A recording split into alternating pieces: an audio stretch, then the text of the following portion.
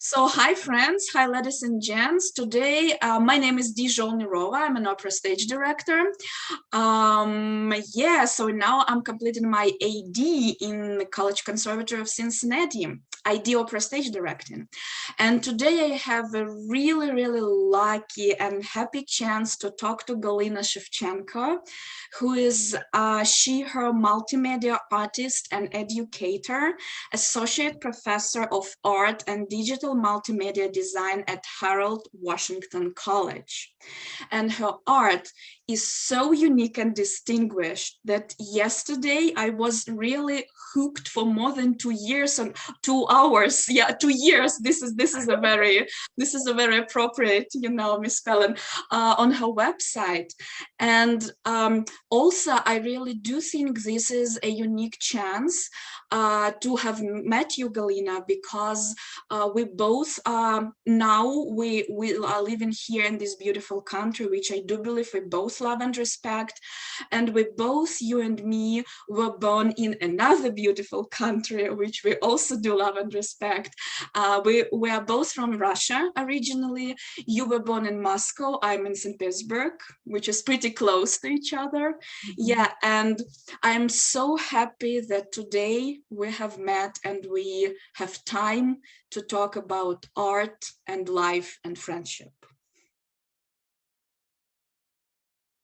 So I came from a very classical education, but I was fascinated with multimedia. I was fascinated with moving image and making art as an environment. So I'm really interested in making art as an environment. Here, it's called like world building. So I'm trying to build my worlds that are immersive and work either like as a material installations that have multimedia aspect to it, such as like video and audio. Or currently I started working with augmented reality when especially it started during pandemic, when you were stuck in your place inside or you would just go outside briefly, but then you won't be able to go into any public spaces. So you sort of bring installation art, or you create installation art wherever you go, and you kind of like open it up and project it and transmit it. So for me, it's all about a moving image, but I'm not interested in narratives, so to speak. I'm interested in sort of creating poetry through that, visual poetry. So all my animations are sort of expanded paintings. So they're paintings that live in time, that kind of take you into various emotional spaces. I work with this idea of grotesque a lot, that comes to me through my exploration of post-feminist theories, and also combined with the idea of grotesque as it sort of appeared in European culture through Renaissance. My next question, maybe it's like very broad or wide or something, but I'm really interested in your opinion. What is it to be an artist in general? Not in a very specific field, but in general, what is it for you? Well, I think for me, it's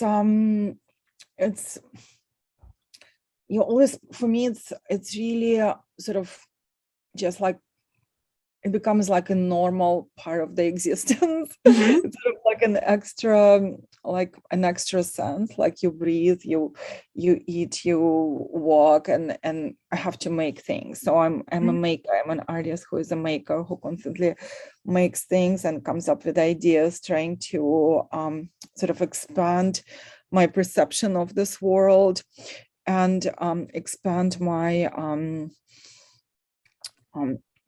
sort of appreciation, and it helps me process a lot of things, anything like any sort of personal issues, or also art is a great way to connect communities, build communities, tell stories. So if it becomes part of your daily sort of language and becomes a natural sort of thing, I think it's for me, it's like I cannot live without it. And I think it is a pretty important thing today, because you have mentioned feminism, and we are all knowing this question. And what is that for you to be a woman in the field? Mm-hmm. Well, it's fascinating because I think there is like an overwhelming sort of amount of women artists, and I actually I belong to this group. We call ourselves Mother Art Revisited, and we kind of base our roots from the original Mother Art group that started in United States in the 70s, and it was sort of a response to this like big feminist movement happening in America. It's fascinating because in Russia, I don't think, or like in the ex-Soviet Union where we grew up, feminism was not such, had like a very negative connotation. Absolutely, In a very strange Yeah. way, but because we were not, and I actually, when I was a student here, like when I just came in the 90s, I went to talk to my psychology professor, and I was asking why everybody here, like you read this book. I took a class on language, voice, and gender, and why gender is such an important thing, why you have to say she instead of he, like what's such a big deal? It's just part of the language. Like in Russian language, we have cases and we have genders within the language, and they are assigned grammatically and you don't question it. But here the gender was the sort of enforced thing, especially with a feminist perspective. And he said, well, you don't, like you grew up in Soviet Union, which I felt like we were, like I didn't feel any sort of discrimination on the gender, on a gender sort of case. It was like I didn't feel I was unequal with the boys. But he said here at the University of Chicago in the 70s, that's where I went to my undergrad, there were no women professors. Like women were not hired as professors. So women made a point to make a stance, to stand up and affirm their rights. Also, as a woman who happens to be a mother, there is not enough infrastructure that helps to be a mother and a woman and also a working, sort of, there is this weird disconnect. So for instance, when I was pregnant with my first baby, I was freelancing, I was teaching, and I had to come back to work 2 weeks after my C-section because there was no official maternity leave. It's just not assumed. Or if you want to become a mother and you're on the insurance, you have to announce that like a year before to your provider. Oh no. You pay like other benefits, so you kind of invest into your like, because when you give birth, it's a big expense. So you kind of have to invest in your insurance. So you so you can have that service. So it's a crazy disconnect here, especially in this country. And now I think it's getting better. And now, like for instance, in my college, when I had my second baby, while I was already a full-time faculty, tenured faculty, there was no maternity leave. I had to take my days off that amounted likely into like a month, and then the summer happened. So I could have my 3 months with my newborn baby, but otherwise I wouldn't be able to. So it's like being a mother, being a mother, it's sort of becoming an extra burden that I'm putting up on myself voluntarily because I want to have kids. But there is no infrastructure that helps me. And in the artist community also, if we as artists don't sort of like, for instance, this women from this original Mother artist group, in this days of early feminism, like the women artists wanted to sort of put their foot in and say, we are just as strong as men are. So being just as strong as men means like assuming the role of a man. So in the artist studios, they were in the women's building in LA, in Los Angeles, and it was started by Judy Chicago, this really famous American artist, who was basically, they allowed dogs in the studios, but not kids. So these women that happened to be mothers and didn't want to abandon their kids for the sake of being artists built a playground outside of that building just to like have their kids there, and they took turns to babysit so they can go upstairs and make their art.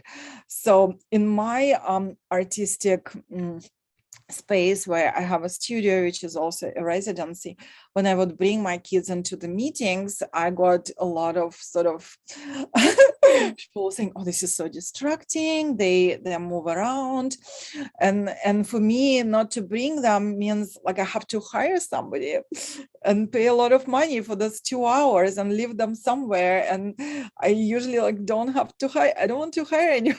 To be Sure. So there is so much complications just to keep being like an artist, because there is no infrastructure that helps you to be a mother. So. Yeah, it's difficult. Yeah, I can agree. This is totally the same situation in my professional field. Being a woman stage director is not simple. It's not easy, neither in Russia nor here in the United States. In Russia is even more harder. But I can agree with you. Really sign up behind the the word. And do you have some pieces of art which are connected to the some feministic topics, or just the feminism itself, or which describe the place of women in the art? Yes, something like that. During the pandemic, so this is a show with my mother artist group, Notes and Node. And so it was in June of 2020. So we installed the show and we were never there because we transmitted the show. And so so this original mother artist group, what they did, they started doing shows in laundromats on the line. And so we sort of work with this idea as well. And this is this is our big big line of the work, and this is a Zoom call between all of us. We are like all around United States, and also we have some artists in Canada